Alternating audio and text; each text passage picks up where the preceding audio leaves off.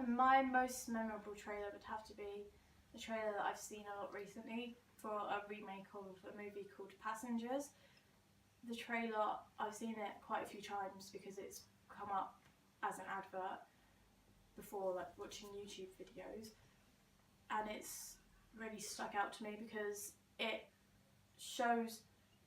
packs so much like action and drama into the trailer without revealing too much about the plot.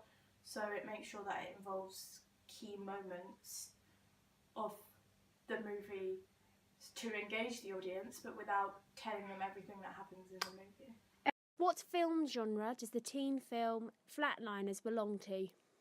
It's an action-adventure sci-fi film based off an original. Okay, you also mentioned that you like it when there's lots of moments from the film and content in the trailer. Why do you think that is? I just think because it's more engaging. It makes the audience want to watch the movie more if they have some kind of idea of the plot, not just like a summary of the plot, but actually having to see how the actors are going to make it exciting, how they're going to make it an adventure, how they're going to make it thrilling. You also mentioned that the trailers for Passenger came up before a YouTube video. Is that right? So do you think that when companies are advertising their films, it's good to have teen films in a place like YouTube? Why do you think YouTube would attract teens? Definitely, because there's loads of YouTubers around at the moment whose target is teenagers, so I think YouTube, like the makers of the movie, know that teenagers are always on YouTube. That's just what teenagers do these days in their free time, so putting these trailers in front of YouTube videos kind of forces teenagers to watch it, and then when they do watch it, they actually think that looks like a good movie. So. There is a skip this ad button as well. Do you find yourself more likely to press that when it's a trailer or when it's just a generic advert? Yeah, I think I would press skip this ad if it's an advert for like a company or something, but with this trailer it's different because, you know, like when something exciting happens, I kind of want to watch the rest of the trailer just to kind of see how it will pan out. One of my favourite teen movies is Guardians of the Galaxy, and what I like about the trailer is that it gives you some of the plot, so it explains who the characters are, what they do, and what else it does is it shows you a lot of the soundtrack, and it has a very popular soundtrack, so I like that. What type of music was used in this example that you gave? Was it popular music which would resonate with teens? Well, yeah, it was popular music, but it was also sort of older music from the 70s, which actually told us about the plot because in the film he only has one mixtape from back when he was younger in the 70s, so it kind of tells us some of the time periods, etc. So you think music can be used to help attract audiences but also help with the narrative as well? Yeah.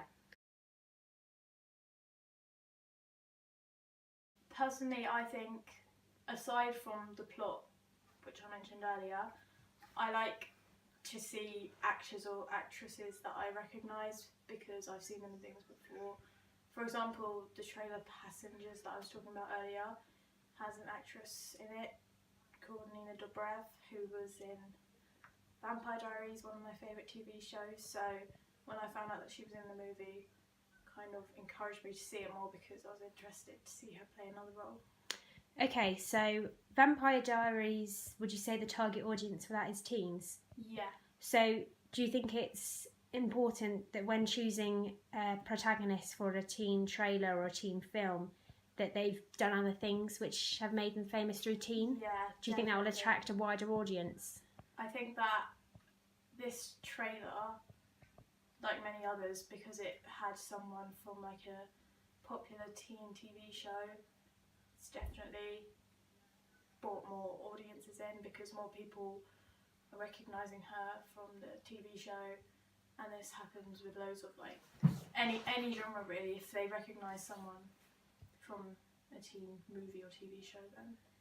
Do you also think it's important for you as an audience member to have a younger protagonist in a teen film so you feel like you can identify with them?